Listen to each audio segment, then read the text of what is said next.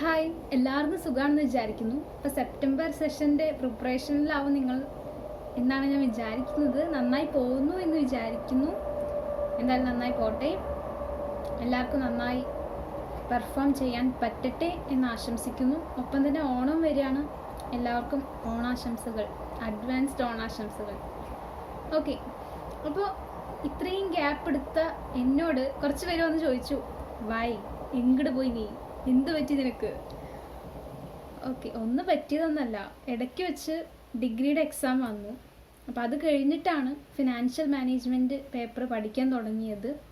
അത് ഇതുവരെയും കഴിഞ്ഞിട്ടില്ല, കുറച്ച് ക്ലാസ്സസ് കൂടി ബാക്കിയുണ്ട്. അത് കഴിഞ്ഞിട്ടായിരിക്കും എക്സാം. അത് കഴിഞ്ഞിട്ട് ഇതിൻ്റെ ഒരു എക്സ്പീരിയൻസ് പറയാം എന്ന് ഞാൻ വിചാരിച്ചു. അതായത് എഫ്എമ്മിൻ്റെ എക്സ്പീരിയൻസ് പറയാമെന്ന് വിചാരിച്ചു. അങ്ങനെ ഡിലേ ആയതാണ്.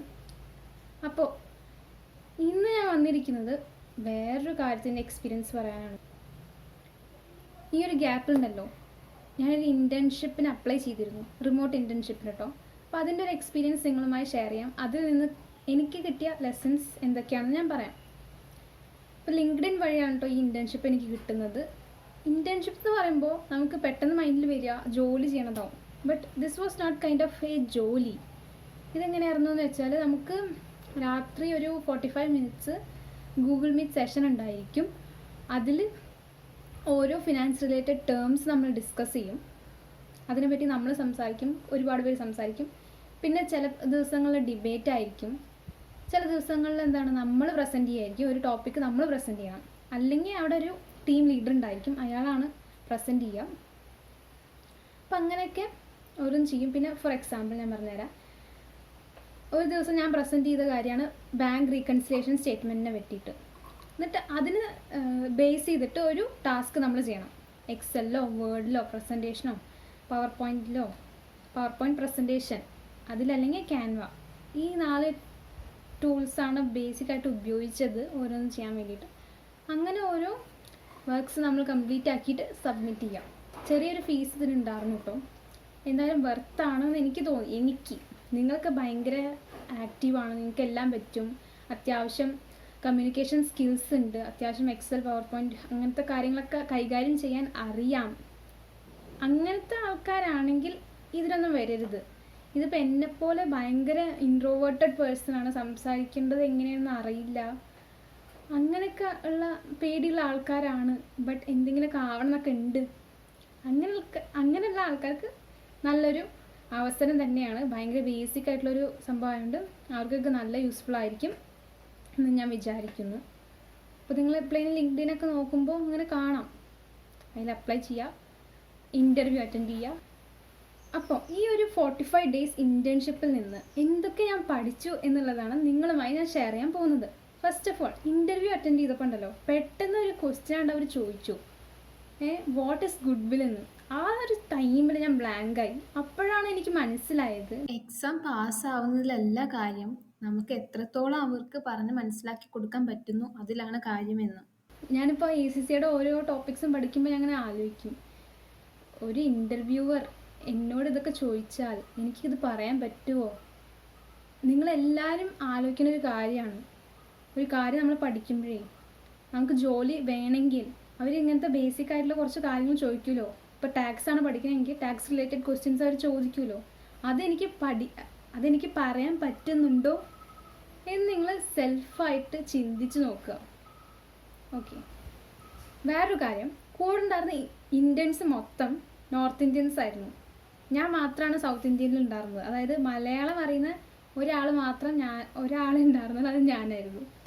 അപ്പോൾ അവരോട് പിടിച്ചിരിക്കേണ്ടത് ഒന്നില്ലെങ്കിൽ ഹിന്ദിയിലായിരിക്കും, ഇംഗ്ലീഷിലായിരിക്കും. ഹിന്ദി എനിക്ക് കേട്ടാൽ മനസ്സിലാവും, അപ്പോൾ അവർ പറയുന്നതൊക്കെ എനിക്ക് മനസ്സിലാവും. പക്ഷേ തിരിച്ച് പറയുമ്പോൾ ഇംഗ്ലീഷാണ് പറയേണ്ടി വന്നത്. അവരാണെങ്കിലോ, ഞാൻ ഇംഗ്ലീഷിൽ പറഞ്ഞാൽ ഹിന്ദിയിലാണ് റിപ്ലൈ തരുള്ളൂ, ചിലപ്പോൾ ഇംഗ്ലീഷിൽ റിപ്ലൈ തരും കേട്ടോ. അപ്പോൾ എനിക്ക് മനസ്സിലായൊരു കാര്യം, ഞാൻ ഇംഗ്ലീഷ് പറയുമ്പോൾ അതിലൊരു ക്ലാരിറ്റി ഇല്ലയെന്ന്. അതായത് ഞാൻ ഇപ്പോൾ പറഞ്ഞുതരാം, ക്ലാരിറ്റി എന്ന് ഉദ്ദേശിച്ചത് എന്താണെന്ന് വെച്ചാൽ, ഞാൻ ഇപ്പോൾ മലയാളം ഇങ്ങനെ മലയാളത്തിലല്ലേ ഇപ്പോൾ ഇത് പറഞ്ഞുകൊണ്ടിരിക്കുന്നത്. അപ്പോൾ നമുക്കൊരു ഇമോഷണൽ കണക്ഷൻ ഉണ്ട്, ആ ഒരു ഫീലിങ്സ്, ആ ഒരു എക്സ്പ്രഷൻസ് ഒക്കെ കാണുമ്പോൾ, ആ ടോണൊക്കെ കാണുമ്പോൾ നമുക്ക് മനസ്സിലാവും, ഒരു ഇമോഷണൽ കണക്ഷൻ ഉണ്ടാവും. പക്ഷേ ഉണ്ടല്ലോ, ഈ സെയിം കാര്യം ഇംഗ്ലീഷിൽ ഇതേ ഇമോഷൻ വെച്ച് എനിക്ക് പറയാൻ പറ്റുന്നില്ല. ഇംഗ്ലീഷിൽ ഇതേ സെയിം കാര്യം പറയുമ്പോൾ ഒരു ഇമോഷണൽ കണക്ഷൻ കിട്ടുന്നില്ല എന്ന് അർത്ഥം. ആ ഒരു സംഭവം ഇല്ലയെന്ന് എനിക്ക് മനസ്സിലായി. പിന്നെ വേറൊരു സംഭവമാണ് ടീം വർക്ക്.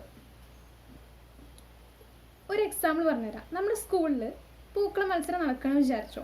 അപ്പം ഞാനിവിടെ പൂക്കൾ ഇട്ടുകൊണ്ടിരിക്കുമ്പോൾ അപ്പുറത്ത് ഒരു കുട്ടി പൂക്കളുണ്ട്. അവൾ പറയാണ് നീ ഇങ്ങനെ ചെയ്യണ്ട, ഇങ്ങനെ ചെയ്യുന്നു. അപ്പം ഞാൻ പറഞ്ഞ് പറ്റില്ല, ഞാൻ ഇങ്ങനെ തന്നെ ചെയ്യുള്ളൂ. അപ്പം അവൾ പൂക്കളിട്ട് അവിടെ പോയി.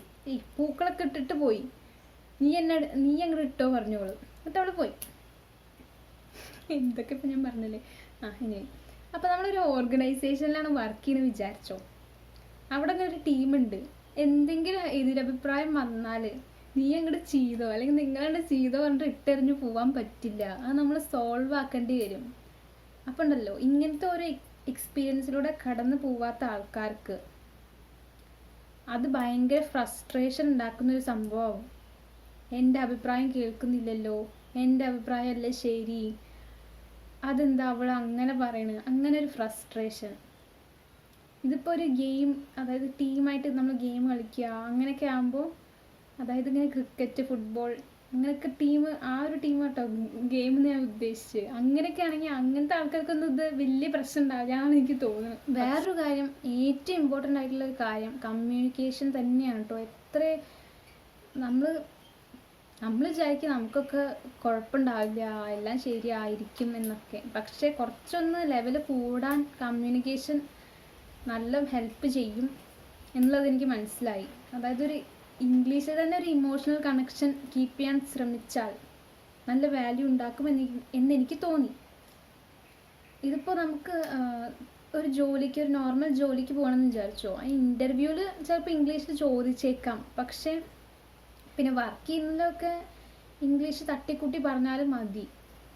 പിന്നെ അതൊന്നും കുറച്ച് ഹൈ ലെവലിലേക്കൊക്കെ പോകണമെന്നുണ്ടെങ്കിലാണ് നമ്മൾ കമ്മ്യൂണിക്കേഷൻ നല്ലപോലെ ഫോക്കസ് ചെയ്യേണ്ടതുള്ളൂ. അത് ഓരോരുത്തർക്കും ഓരോ അഭിപ്രായമാണ്. പക്ഷേ നല്ലൊരു പൊസിഷൻ നിങ്ങൾ ആഗ്രഹിക്കുന്നുണ്ടെങ്കിൽ എന്തായാലും മസ്റ്റായിട്ട് കമ്മ്യൂണിക്കേഷൻ ഇമ്പ്രൂവ് ചെയ്യണം എന്നേ ഞാൻ പറയുള്ളൂ. ഇപ്പോൾ എനിക്ക് തന്നെ മനസ്സിലായി, എനിക്ക് അത്യാവശ്യം ഇംഗ്ലീഷ് പറയാൻ അറിയാം, പക്ഷേ അതിലെന്തൊക്കെ പോരായ്മകളുണ്ട് എന്നെനിക്ക് മനസ്സിലായി. ഞാനിപ്പോൾ അത് ഇമ്പ്രൂവ് ചെയ്യാൻ നടക്കുകയാണ്. അപ്പോൾ ലിങ്ക്ഡിൻ വഴിയാണ് കേട്ടോ എനിക്കത് കിട്ടിയത്. ലിങ്ക്ഡിനിൽ പോയിട്ട് കുറേ നെറ്റ്വർക്ക് ക്രിയേറ്റ് ചെയ്യുക. ഒരുവിധം ആൾക്കാർക്കൊക്കെ ഇത് അറിയുന്നുണ്ടാവും, പക്ഷേ ചില പേർക്കെങ്കിലും അറിയുന്നുണ്ടായിരിക്കില്ല. അപ്പോൾ അവിടെ നമുക്ക് ഹെൽപ്പ് ചെയ്യാൻ പറ്റുന്ന ആൾക്കാരെന്ന് വിചാരിക്കുന്ന ആൾക്കാരെ കണക്ഷൻ ആക്കി വെക്കുക. പിന്നെ നമ്മളിങ്ങനെ കുറേ സെർച്ച് ചെയ്യുമ്പോൾ ഇങ്ങനെ ഓരോ ഓപ്പർച്യൂണിറ്റീസ് ഉണ്ടാവും. Internship opportunities, remote internship, mentorship, അങ്ങനെ പറഞ്ഞിട്ട് കുറേ ഓപ്പർച്യൂണിറ്റീസ് ഉണ്ടാവും. അപ്പോൾ അതൊക്കെ ജസ്റ്റ് നോക്കുക സമയം കിട്ടുമ്പോൾ. താല്പര്യമുണ്ടെങ്കിൽ, എല്ലാവർക്കും താല്പര്യം ഉണ്ടാവില്ല, ബിക്കോസ് അവർ എക്സാമിൽ ഫോക്കസ് ചെയ്തിരിക്കാവും. അപ്പോൾ എല്ലാവരോടും ചെയ്യണമെന്നൊന്നും ഞാൻ പറയുന്നില്ല, ഇറ്റ്സ് യുവർ ചോയ്സ്.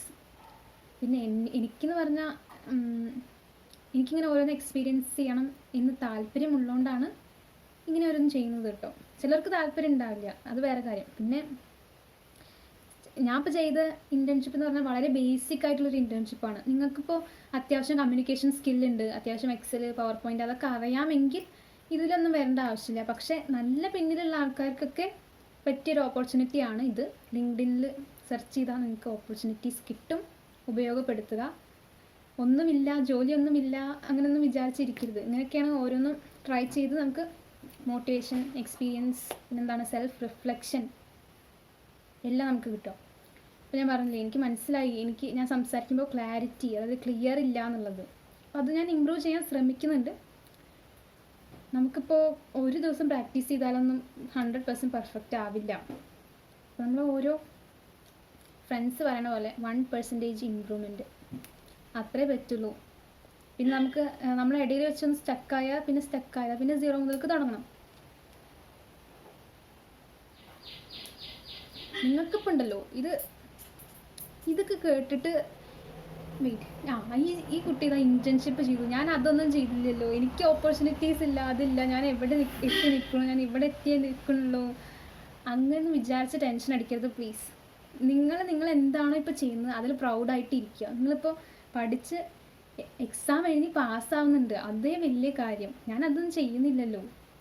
അപ്പോൾ ഒരാളെയും അങ്ങോട്ടും കമ്പയർ ചെയ്യാതിരിക്കുക. നമ്മൾ ഇന്നലെ എങ്ങനെയായിരുന്നോ അതിനേക്കാളും നന്നായിട്ട് ഇന്നിരിക്കുക. എന്ന് മാത്രം പറഞ്ഞുകൊണ്ട് നിർത്തുന്നു. വീണ്ടും ഞാൻ വരും വേറെ വല്ല എക്സ്പീരിയൻസുമായിട്ട്. അതല്ലാതെ എനിക്കൊന്നും ഷെയർ ചെയ്യാനില്ല. എന്തെങ്കിലും എക്സ്പീരിയൻസ് ഉണ്ടെങ്കിൽ മാത്രമേ ഞാൻ വീഡിയോസ് ഇടുള്ളൂ എന്ന് കൂടി പറയുന്നു. എന്തായാലും ഉപയോഗപ്രദമാവുമെന്ന് വിചാരിക്കുന്നു. Thank you.